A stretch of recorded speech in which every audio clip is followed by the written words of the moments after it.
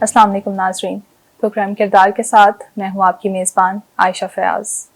آج کے پروگرام میں ہمارے ساتھ موجود ہیں پاکستان کی سیاست کا ایک بڑا اور باوقار نام، ایک ایسی سیاسی شخصیت جنہوں نے اپنی سیاست میں سچائی، استقامت اور اصولوں کو ترجیح دی۔ پاکستان مسلم لیگ نون کے چیئرمین، ایک ممتاز اسلامی اسکالر اور ایک ویٹرن سیاستدان، سینیٹر راجہ ظفر الحق صاحب۔ راجہ ظفر الحق صاحب کا تعلق راولپنڈی کی ایک تحصیل کوہوٹا کے ایک چھوٹے سے گاؤں مٹور سے ہے۔ انہوں نے اپنی ابتدائی تعلیم اسی گاؤں سے حاصل کی اور بعد ازاں اپنے والد صاحب کی سیالکوٹ پوسٹنگ کی وجہ سے وہیں پر چلے گئے اور وہیں سے اپنا میٹرک کا امتحان پاس کیا۔ اسلامیہ کالج گوجرانوالہ سے اپنا انٹر کیا اور گورنمنٹ کالج لاہور سے گریجویشن کی ڈگری حاصل کی۔ اپنی تعلیم کو جاری رکھتے ہوئے انہوں نے لاء کالج لاہور سے اپنی قانون کی ڈگری حاصل کی۔ راجہ صاحب نے 60 کی دہائی میں اپنی سیاست کا آغاز کیا اور وہ سیاست کا آغاز تھا یونین کونسل کی سطح پر، مگر آہستہ آہستہ یہ سفر قومی سطح پر پہنچتا گیا۔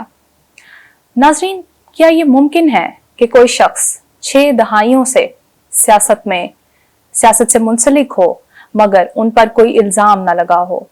جی ہاں، راجہ صاحب پاکستان کی سیاست کا ایسا کردار ہیں جن پر آج تک نہ تو کوئی کرپشن کا الزام لگا اور نہ ہی آج تک کسی سیاسی حریف نے ان کے کردار پر کوئی بات کی، نہ ہی اپنی پارٹی بدلی اور نہ ہی وفاداری میں کوئی جھول آیا۔ راجہ صاحب کی شخصیت اس طرح سے ہے کہ انہوں نے پاکستان کو بنتے ہوئے بھی دیکھا اور مشرقی پاکستان کی علیحدگی کا درد بھی محسوس کیا، مگر ہر وقت اپنی پارٹی اور وطن کے ساتھ وفاداری سے کھڑے رہے۔ آج کی نشست میں ہم راجہ صاحب سے ان کی ابتدائی زندگی، تعلیم اور سیاسی سفر کے بارے میں بات کریں گے اور ان سے یہ پوچھنے کی کوشش کریں گے کہ ایک اچھے سیاستدان کی کیا خصوصیات ہوتی ہیں۔ راجہ صاحب، بہت شکریہ۔ جی مہربانی۔ جس طرح میں نے آپ کی ابتدائی زندگی کا ذکر کیا تو میں چاہوں گی کہ آپ خود اس اپنی ابتدائی زندگی کی عکاسی کریں کہ کوہوٹا کی تحصیل کا مٹور گاؤں، وہ گاؤں کیسا تھا، آپ کی ابتدائی تعلیم اس گاؤں میں کیسی رہی، اس وقت اور آج کی پڑھائی میں، اساتذہ میں بہت فرق ہے، تو آپ اس کی عکاسی کس طرح سے کرتے ہیں؟ بسم اللہ الرحمن الرحیم۔ اصل میں اپنے گاؤں میں زیادہ وقت نہیں رہا۔ والد صاحب ملازمت میں تھے، تو جہاں کہیں وہ جاتے تھے فیملی ان کے ساتھ ہی ہوتی تھی۔ تو میں نے مٹور میں کوئی تقریباً ایک ابتدائی 1-2 کلاسز، پھر اس کے بعد 7ویں کلاس میں مٹور ہائی اسکول میں نے پڑھا اور اس میں میں پہلے نمبر پر آیا۔ اس کے بعد پھر والد صاحب اس وقت سیالکوٹ میں تعینات تھے، تو پھر میں 8ویں 9ویں 10ویں سیالکوٹ جنا ایفیشنسی ہائی اسکول میں نے پڑھی اور وہاں پر بہت اچھا وقت گزرا۔ میں وہاں کی جو ہائی اسکول تھا اس کا ہیڈ بوائے رہا کوئی 3 سال۔ پھر اس کے بعد میں نے وہاں سے میٹرک کیا، تو پھر بعد میں جیسے آپ نے کہا کہ میں گوجرانوالہ میں فرسٹ ایئر میں داخلہ لیا اور وہاں پر میں بڑے اچھے نمبروں سے میں نے فرسٹ ایئر پاس کی اور وہاں جو اینول ڈکلیمیشن کنٹیسٹ ہوا، میں 11ویں میں پڑھتا تھا، پوری کالج کا مقابلہ ہوا تو میں اس میں اول آیا۔ اس کے بعد پھر میں گورنمنٹ کالج لاہور چلا گیا، تو وہاں پر گریجویشن میں نے کی اور ساتھ ہی لاء کالج میں داخلہ لیا اور لاء کالج میں بہت اچھے نمبروں سے پاس ہوا۔ میں سمجھتا ہوں کہ ہمارا جو گاؤں ہے وہ کوئی تقریباً 4-4.5 ہزار کی آبادی کا گاؤں ہے اور اس میں تین قسم کے قیادت وہاں موجود تھی. پہلی تو ملٹری کی تھی، فوجی تھے، اور فوجی افسر آج تک رہے ہیں. اور وہاں سے پھر جنرل شاہ نواز صاحب بھی تھے جو INA کے سربراہ بھی رہے. پھر وہ انڈیا کی پالیٹکس میں کانگریس میں شامل ہوئے، تو وہاں پر وہ ریلوے کے اور ایگریکلچر کے منسٹر بھی تھے. ان سے میری ملاقات ہوئی 81 میں. وہاں ہم ایک انڈیا کا سفر کیا ہم نے. وہاں اندرا گاندھی سے ملاقات ہوئی. میرے ساتھ سید ظفر علی شاہ صاحب اور چودھری الطاف صاحب جو پہلے پریزیڈنٹ رہ چکے تھے پنڈی بہار کے، اور اس کے بعد میں بھی پریزیڈنٹ ہوا. تو اس دوران میں پھر وہاں ملاقاتیں ہوئیں. پھر دلی ہائی کورٹ بار والوں نے مجھے انوائٹ کیا. پھر سپریم کورٹ بار دہلی، وہ یہاں تو سپریم کورٹ کے بینچز ہو جاتے ہیں نا تو مختلف جگہوں پر سپریم کورٹ، لیکن وہاں ایک ہی جگہ پر وہاں بار اسٹیشن سپریم کورٹ بار. تو وہاں پر میں نے ابھی خطاب نہیں کیا تھا، تو ایک میجر کال ایڈوکیٹ تھے، وہ کھڑے ہوئے تھے. انہوں نے کہا کہ راجہ صاحب ہماری سجیشن یہ ہے کہ دونوں ملکوں کے تعلقات آپس میں ٹھیک ہونے چاہیے، تو وکلاء کو اس میں کردار ادا کرنا چاہیے. تو میں سجیسٹ کروں گا کہ اگر آپ وہاں ایسوسیشن ایسی بنائیں انڈیا پاکستان کے تعلقات بہتر کرنے کے لیے، تو پھر وہ ہونے چاہیے. تو میں نے کہا کہ اگر آپ ملک کے اندر جو مسلمان ہیں ان کے ساتھ اگر اچھا سلوک کریں تو یہ اس قسم کی ایسوسیشن بنانے کی ضرورت نہیں پڑے گی. کیونکہ مجھے پتہ چلا تھا کہ وہاں مسلمانوں کے حالات بڑے تنگ ہیں اور آئندہ مزید تنگ ہوں گے.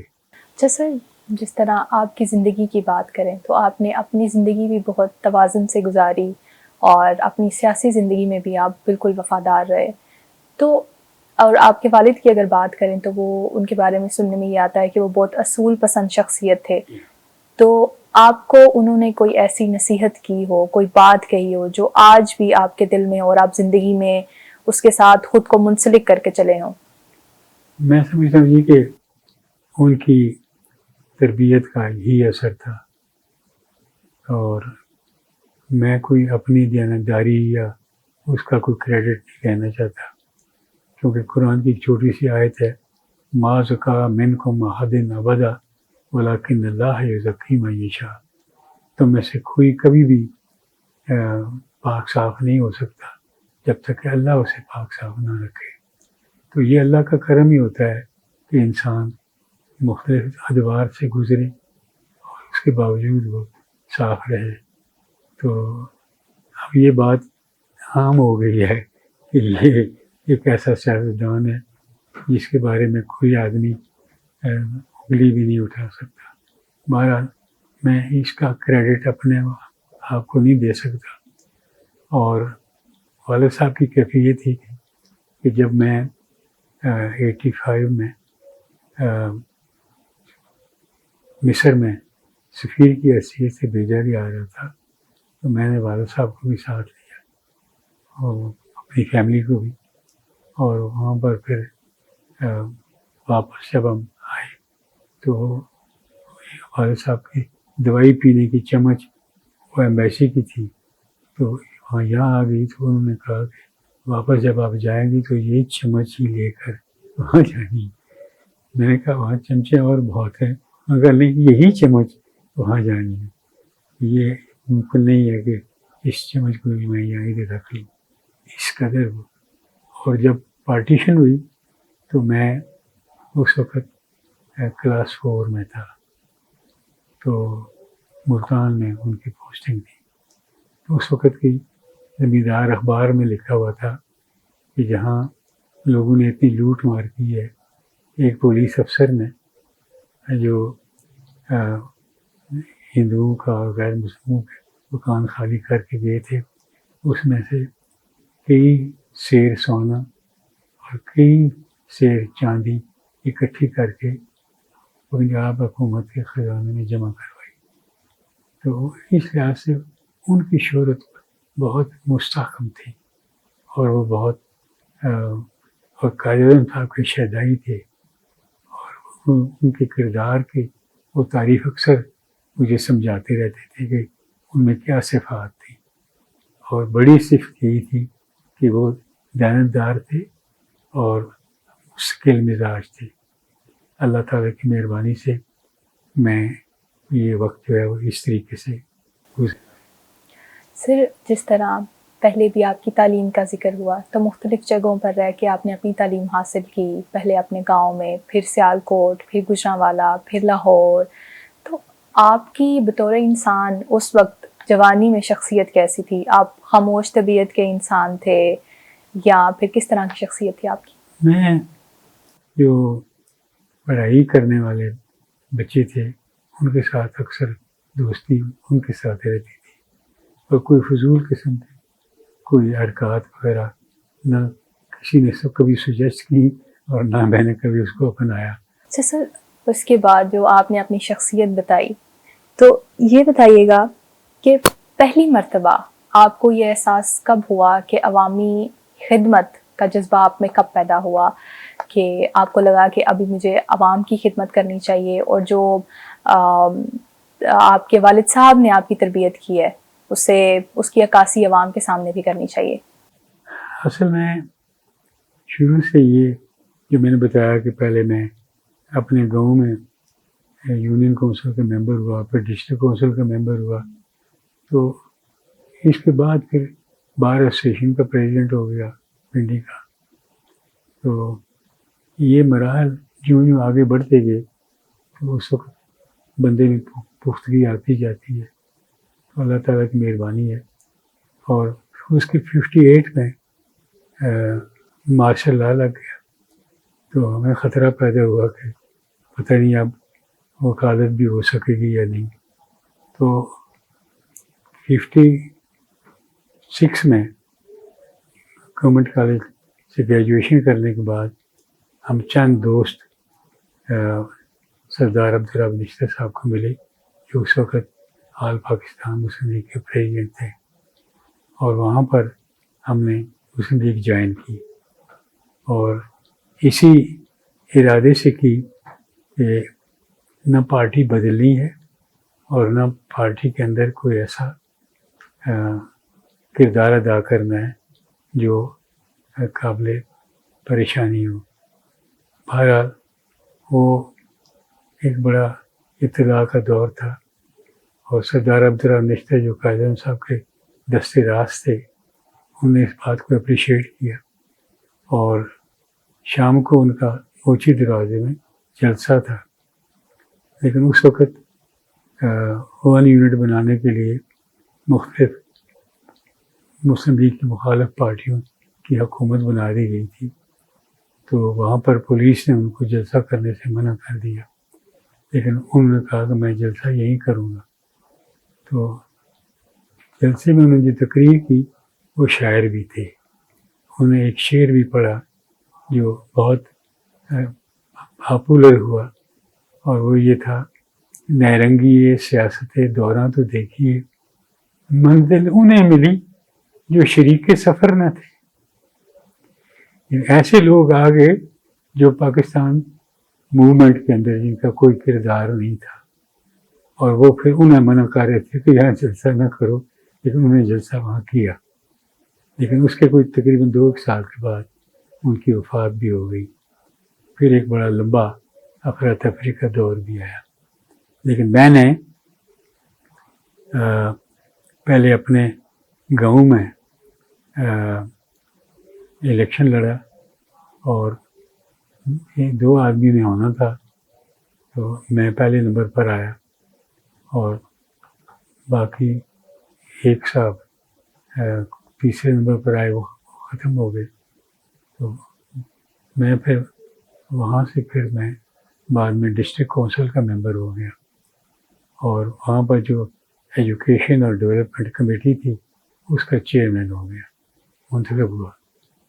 بہرحال وہ بھی ایک بہت اچھا تجربہ رہا، اور جنگ اخبار نے ایڈیٹوریل لکھا کہ اس طرح کے چیئرمین ایجوکیشن کمیٹی کے ہونے چاہیے۔ اس وقت 29 ہائی اسکول تھے راولپنڈی ڈسٹرکٹ میں، تو انہوں نے پھر مجھے کہا کہ یہ ایک مثالی نمائندہ ہے جو باقیوں کو بھی اس سے مثال پکڑنی چاہیے، اور اللہ کا شکر ہے کہ وہ وقت بھی اچھا گزرا۔ پھر اس کے بعد میں مسلم لیگ کا جنرل سیکرٹری ڈسٹرکٹ راولپنڈی کا ہوا، اور اس کے تھوڑے عرصے بعد یہ پنڈی کے جو ڈسٹرکٹ پریزیڈنٹ تھے سید مصطفیٰ شاہ خالد گیلانی، وہ ایم پی اے بھی تھے، تو وہ بہت کاظم صاحب کے ساتھ پورے انڈیا کا وہ دورہ انہوں نے کیا تھا۔ تو انہوں نے خود پارٹی کی قیادت کو کہا کہ راجہ صاحب کو پریزیڈنٹ بنا دیا جائے ضلع راولپنڈی مسلم لیگ کا۔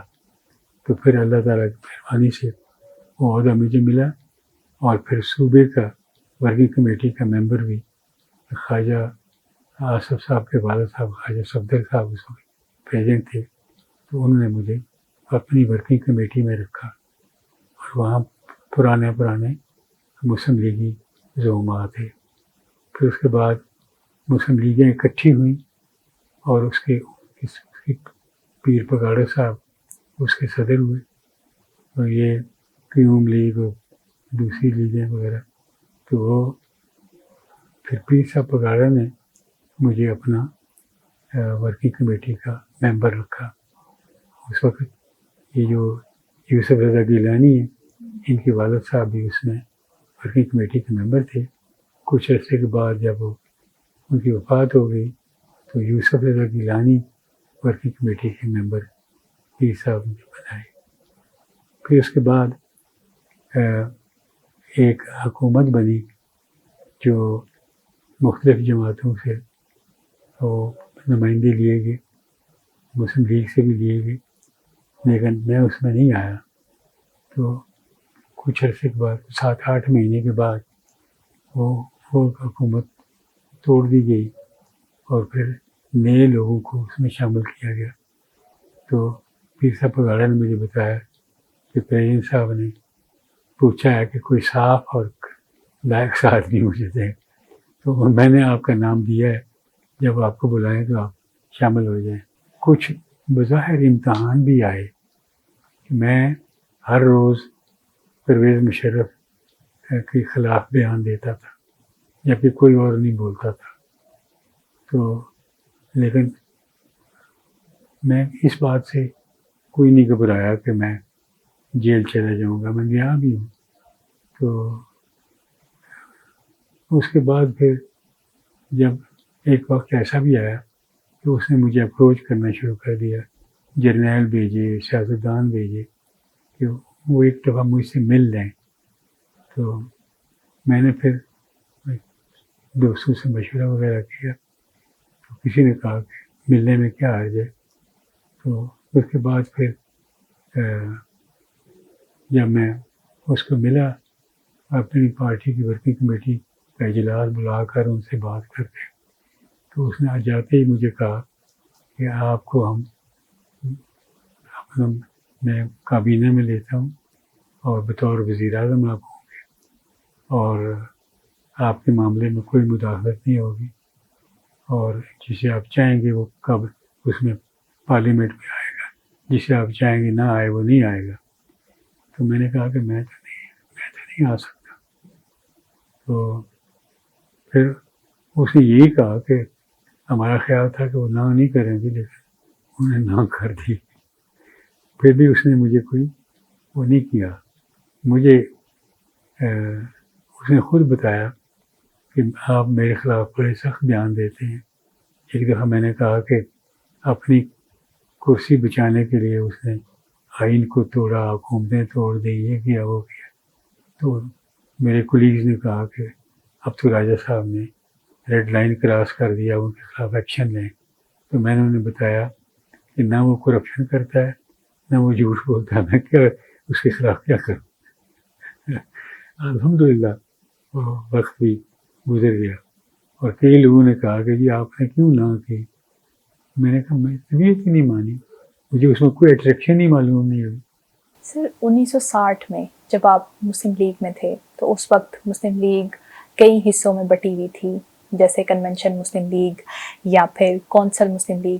تو اس وقت کی سیاست کو آپ کیسے دیکھتے ہیں اور آپ کا کردار اس وقت کی سیاست میں کیسا رہا؟ دوسرا، فاطمہ جناح اس وقت ایک بہت پرومیننٹ لیڈر تھیں، تو آپ ان کے بارے میں کیا دیکھتے ہیں؟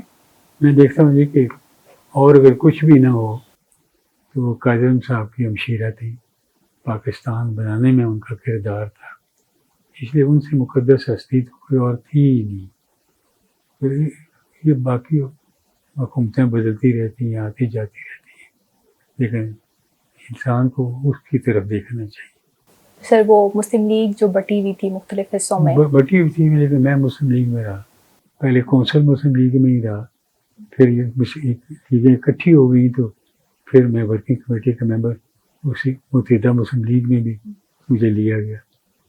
تو اس لحاظ سے پھر 81 میں پیر صاحب پگاڑوں نے مجھے کہا کہ مجھ سے پریزیڈنٹ ضیاء الحق صاحب نے کہا ہے کہ کوئی اچھا سا آدمی مجھے دیں کہ میں اس کو منسٹر بناؤں.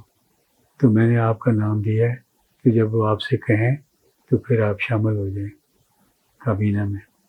لیکن پھر بھی میں نہیں شامل ہوا جب تک کہ وہ کوئی مجھے یقین نہیں ہو گیا کہ اس سے کوئی ملک کی خیر پہلو نکل سکتا ہے. تو میں گیا بھی بہت لیٹ، اور پھر جب میں گیا تو کافی سارے لوگ وہاں موجود تھے، سویلین بھی اور فوجی بھی. تو میں سمجھا شاید میں لیٹ ہی ہو گیا ہوں.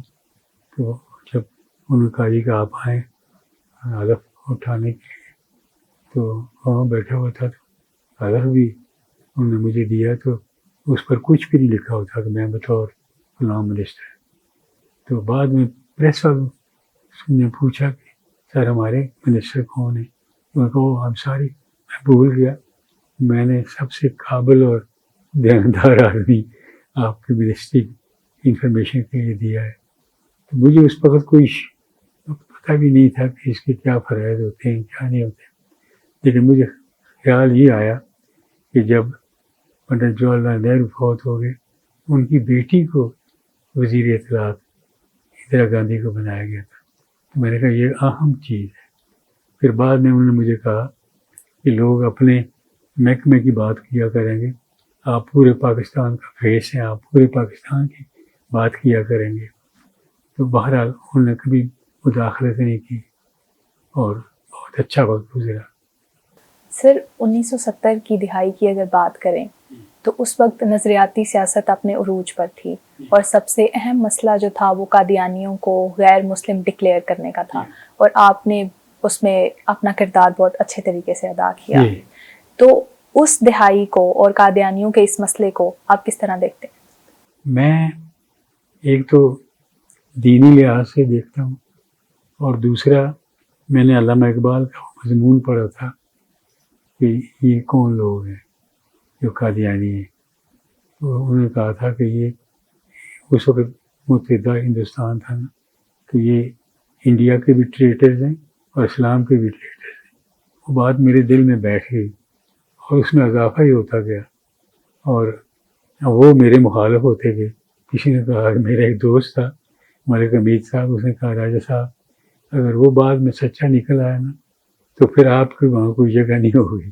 میں نے کہا کہ میں اسی ایمان کے ساتھ زندگی گزار رہا ہوں کہ وہ سچا کبھی نہیں ہو سکتا، اور میں انشاءاللہ تعالیٰ سرخرو ہی رہوں گا. تو مجھے پھر یہ نظریہ پاکستان کونسل ہے، انہوں نے لاہور سے آ کر، یہاں کافی سارے لوگ تھے، تو انہوں نے آ کر مجھے وہ گولڈ میڈل دیا ختم نبوت کا. میں نے کہا میں نے اس کے لیے تو نہیں موقف اپنایا تھا، لیکن انہوں نے کہا نہیں، یہ سب نے فیصلہ کیا ہے کہ آپ کو یہ ملنا چاہیے. بہرحال جو میں جہاں بھی گیا، میں مصر میں سفیر کے طور پر گیا، وہاں لوگ مجھ سے پوچھتے تھے کہ یہ فتنہ آپ کے اس ایریے کا ہی ہے تو آپ کے کیا خیال ہے؟ میں ان کو علامہ اقبال کا وہ مضمون دے دیا کرتا تھا۔ انہوں نے پھر میرے خلاف تحریک چلانی شروع کر دی قادیانیوں نے۔ آج تک انہوں نے مجھے نہیں بخشا، لیکن مجھے اس میں خوشی ہے کہ اللہ اور اس کا رسول راضی ہو، باقی کوئی فرق نہیں پڑتا۔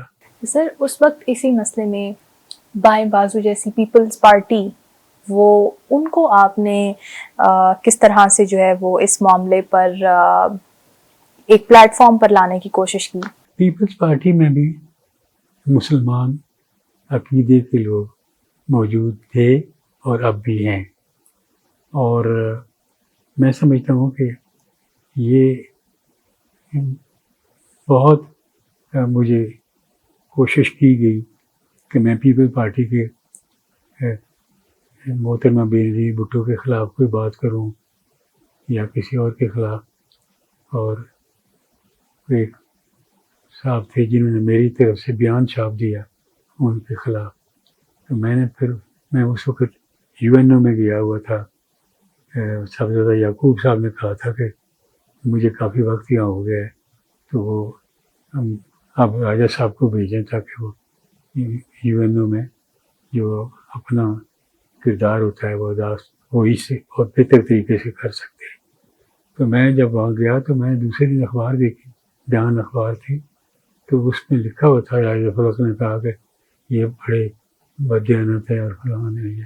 میں نے اسی وقت بلا کر پریس والے کو تو کہا میں نے یہ بیان نہیں دیا اور میں یہ ایسا ان کو نہیں سمجھتا۔ اس سے پھر ان کا رخ رجحان بھی ٹھیک ہو گیا۔ پھر ویانا میں انٹرنیشنل کانفرنس تھی ہیومن رائٹس کے بارے میں، تو میاں نواز شریف صاحب نے مجھ سے پوچھا کہ آپ، میری خواہش ہے کہ آپ وہاں جائیں، تو انہوں نے پھر ان کو بینظیر صاحبہ سے پوچھا، تو انہوں نے کہا کہ اگر راجہ صاحب ہوں تو ہم ان کے ساتھ جانے کو تیار ہیں۔ تو پھر وہ تو نہیں گئی، لیکن ان کی والدہ صاحبہ گئی تھی، نصرت بھٹو صاحبہ، اور ہم دونوں اکٹھے گئے وہاں، اور وہاں انہوں نے بہت دلیری سے کشمیر کا مسئلہ پیش کیا۔ بہت انڈیا کو تکلیف ہوئی، لیکن بہت اچھے طریقے سے انہوں نے پیش کیا۔ سر جنرل ضیاء الحق کے دور میں آپ ان کے وزیر رہے، تو آپ کیا سمجھتے ہیں کہ PNA کی تحریک کے بعد جنرل ضیاء کیا واقعی اسلامی نظام کے نفاذ کے لیے سنجیدہ تھے؟ اور دوسرا، اوجڑی کیمپ کا واقعہ جب ہوا تو آپ نے اس پر بھی کھل کر بات کی، تو وہ وقت کیسے گزرا؟ وقت ٹھیک ہی گزرا، لیکن صدر ضیاء الحق جو تھے وہ بنیادی طور پر مذہبی آدمی تھے۔ مجھے 2 بریگیڈیئر صاحبان ملے، انہوں نے کہا کہ ہم چھاونی میں تھے تو کسی نے ہمیں ناشتے پر پوچھا کہ کیسی رات گزری ہے، تو ہم نے کہا یار وہ ایک ملا سا آدمی آیا ہوا ہے کہ وہ رات کو ٹیبل لیمپ جلا کر قرآن پڑھتا رہتا ہے، تو ہم صحیح سو بھی نہیں سکے۔ تو یہ جنرل ضیاء الحق شروع سے مذہبی۔ صرف چارٹر آف ڈیموکریسی پر آپ نے کام کیا، اور بعد میں ججوں کی بحالی کی تحریک میں بھی آپ شامل رہے، بالکل۔ تو اس وقت کو آپ کیسے دیکھتے ہیں؟ میں دیکھتا ہوں کہ میں نے ہمیشہ جو بات صحیح سمجھی اس کے اوپر میں نے مضبوطی سے اپنا کردار ادا کیا، اس کے نتائج کی میں نے کوئی پرواہ نہیں کی۔ اگر چھوٹا موٹا کوئی معاملہ اس سے آ بھی جائے تو کوئی ایسی بات نہیں، it's a part of the game. حالیہ میں آپ سے مؤتمر عالم اسلامی کے بارے میں پوچھنا چاہوں گی کہ یہ بطور سیکرٹری جنرل آپ کا کردار کیسا رہا ہے، اور اگر آپ ہمارے ناظرین کو بتائیں کہ یہ ادارہ کیا ہے اور کس طرح سے کام کرتا ہے۔ یہ جب میں میاں نواز شریف صاحب کی کابینہ میں تھا تو ایک وفد آیا مؤتمر عالم اسلامی کی تنظیم کی طرف سے، انہوں نے کہا کہ ہم راجہ صاحب کو اس کا سیکرٹری جنرل بنانا چاہتے ہیں، تو آپ اجازت دیں۔ تو انہوں نے مجھ سے پوچھا، میں نے کہا مجھے تھوڑا سوچنے دیں۔ بہرحال میں نے پھر فیصلہ کیا کہ ٹھیک ہے، یہ ایک عالمی اسلامی تنظیم ہے اس کے مقاصد بھی پازیٹیو ہیں، اچھے ہیں، اور یہ اس کی فیس کے اوپر بھی لکھا ہوا ہے کہ آل بلیورز آر بریدرن. تو اس لحاظ سے میں سمجھتا ہوں کہ جو بلیورز ہیں، خواہ کرسچن ہیں یا کوئی دوسرے ہیں، تو وہ مسلمانوں کے ساتھ ان کو اچھا تعلق رکھنا چاہیے. تو وہ پھر مجھے بلایا گیا سری لنکا میں، وہاں کو 500-700 لوگ اکٹھے تھے پوری دنیا سے. انہوں نے پھر مجھے الیکٹ کیا. انڈیا نے وہاں بھی اپنے ایک کوئی سابق گورنر تھے، ان کو کینڈیڈیٹ پٹ کیا. تو بہرحال انہوں نے پہلے تقریر کی، پھر مجھے کہا گیا کہ آپ بھی کچھ بات کریں. تو میں نے کی، تو اوور ویلمنگ ووٹیں مجھے ملی، اور میں پھر آج تک اس کا جنرل سیکرٹری ہوں. اور اس سلسلے میں میں پوری دنیا میں گھوما ہوں. جہاں جہاں میٹنگیں ہوتی تھیں میں اپنا موقف بیان کرتا تھا مسلمانوں کا. تو وہ بہت مجھے وہ بھی اچھا لگا، بہت اچھا وقت گزرا. سر، حالیہ وقت میں آپ کیا سمجھتے ہیں کہ یہ تنظیم مسلمانوں کے لیے کس طرح سے کردار ادا کر رہی ہے، اور آپ اس کا مستقبل کیسے دیکھتے ہیں؟ میں دیکھتا ہوں کہ یہ اتنی مؤثر نہیں رہ گئی، کیونکہ مسلمان حکومتیں ہی اتنی مؤثر نہیں رہ گئی کہ یہ کیسے رہ سکتی تھی. لیکن پھر بھی ہم ہر مہینے ایک میگزین نکالتے ہیں، TMW دی مسلم ورلڈ، اور اس پر مسلمانوں کے جو مسائل ہیں اس کو اجاگر کرتے ہیں. انگریزی میں ہے، تو وہ ہر مہینے مختلف لوگوں کو بھیجتے ہیں. تو اس کے علاوہ جو یو این او کے ذریعے سے جنیوا میں جو ہیومن رائٹس کونسل ہے، اس میں بھی ہمارا وفد وہاں جاتا ہے، بالخصوص کشمیریوں کا جو وہاں پر پلیٹ فارم ہم مہیا کرتے ہیں، تو وہ وہاں پر کشمیر کی بات کرتے ہیں. تو وہ بھی پھر چھپتی ہے اس میگزین میں. ابھی جو آپ ادھر موجود تھے، ایک صاحب کشمیری آئے ہوئے تھے، وہ بھی کہتے تھے کہ وہ سرکار قیوم صاحب کا برسی منانی ہے، تو انہوں نے کہا ہے کہ راجہ صاحب کو ضرور بلوائیں. اور اسی طرح برہان دین وانی جو نوجوان شہید ہوئے تھے، ان کی بھی کل پرسوں برسی منا رہے ہیں. تو اس میں بھی انہوں نے کہا ہے کہ آپ نے وہاں ضرور آنا ہے. تو میں چلا جاتا ہوں. سر، آپ کی پوری زندگی اصول، استقامت اور دیانتداری پر گزری، تو آپ اگر اپنی زندگی پر ایک نظر ڈالیں تو آپ کیا اپنی زندگی سے، جو آپ کی پوری زندگی گزری، آپ اس سے مطمئن ہیں؟ الحمدللہ مطمئن ہوں. تو سر، آپ آج کے نوجوان جو سیاست سے مایوس ہو چکے ہیں، ان کو آپ کیا میسج دینا چاہیں گے؟ میں کہتا ہوں کہ ان کو پازیٹیو تھنکنگ کرنی چاہیے، اور وہ راستہ اپنانا چاہیے جس میں ملک کی، اپنے دین کی بہتری ہو، تو وہ بھی کامیاب ہوں گے انشاءاللہ. ناظرین، پروگرام کردار سے آج اتنا ہی. اجازت دیجیے. اللہ حافظ.